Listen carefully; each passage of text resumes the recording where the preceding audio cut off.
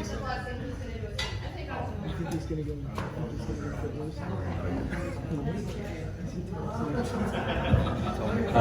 Don't worry, it's going to be over right around dessert.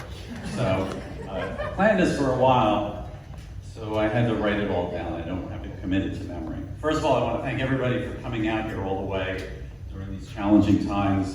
Couldn't imagine being in a better setting other than the bad weather. I want to thank my brother for choosing me as his best man.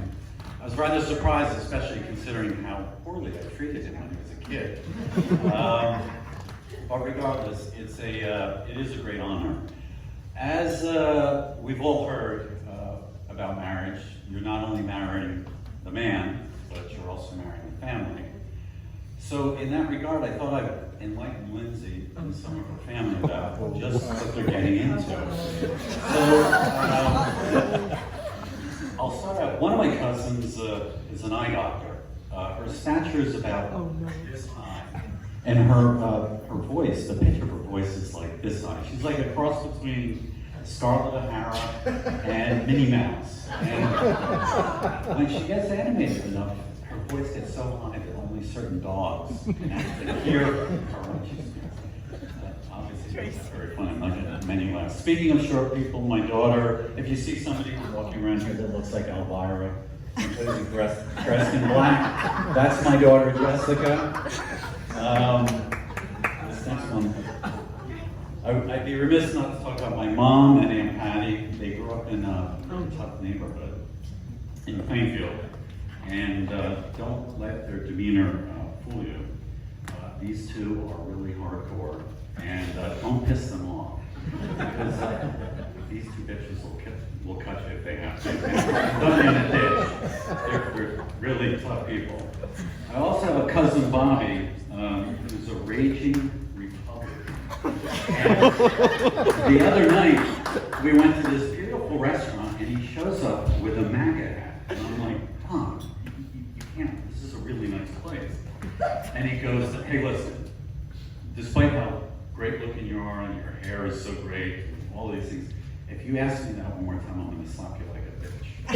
So, he did say that. But now to something more serious. When we all fall in love, it changes us. It's transformative. And it changes how we live and the experience of our life and how we experience our life. When we have love in our life, it makes good times even better and the bad times more bearable. While I've not said this enough to my brother, I'm very proud of all of his accomplishments here in Florida. He has a great career, beautiful home, even to, I guess, the very next past Fredo and Macy. But what I'm most proud of is the person that he's chosen to marry. Because it doesn't matter, let's face it doesn't matter whatever possessions we have, however successful we are, if we don't have love, we don't have people around us that care about us, none of that really matters. And so that is, by far, in my opinion. The other thing I wanted to mention, just in terms of advice, every once in a while, and it doesn't happen very often, you see a couple, and you look at them, and some of them are, you know they belong together. Some are here in this room. But I guess for me, the couple that really stands out are my Aunt Louise and my Uncle Joe. Over a year ago, we lost Uncle Joe. And if any of you had the honor to know him, he truly was, he really embodies what a good man is. Uncle Joe never got angry. He never spoke poorly of anyone. And he loved people unconditionally, not just his wife, but everyone. He worked really hard, and he knew how to live, and he really knew how to enjoy his life. I only say this, I say this not only to my brother, but other people in my family that have had the honor to know him, that if you want to be a better husband, if you want to be a better person, for those of us that knew him, it's very important to try to be as much like my Uncle Joe as possible. So, the last page, I'll close with a couple anecdotes, and you'll find It's a bit more, wait a minute, there's something here. Oh, yeah, let me back up a little bit. So, I've known my brother for over 50 years, and I have to tell you, I've never seen him so happy. I know that's very hard to see, that Joe never really smiles. He's got the demeanor of like a vampire. If you watch Star Trek, he's sort of like Mr. Spock.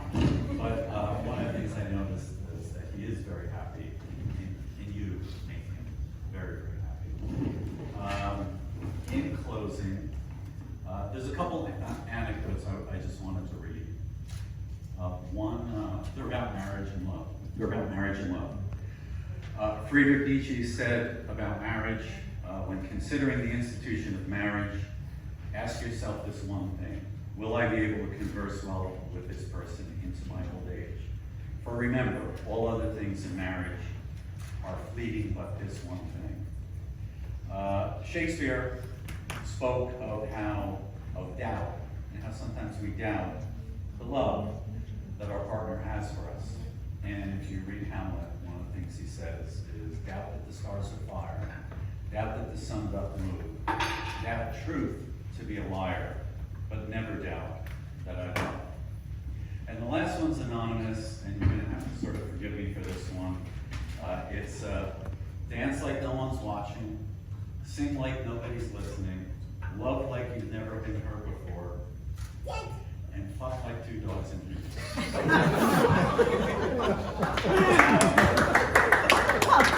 was expecting a little funeral extra at this point. I feel like Lindsay's family is a little bit more serious to me. I'm surprised that my side is. I will say, the last thing I would say is, God bless you both, and the love that you have for each other. You really have something special, very similar to Hank doing off the show. Lindsay, welcome to the family, and I really couldn't be happier that the both of you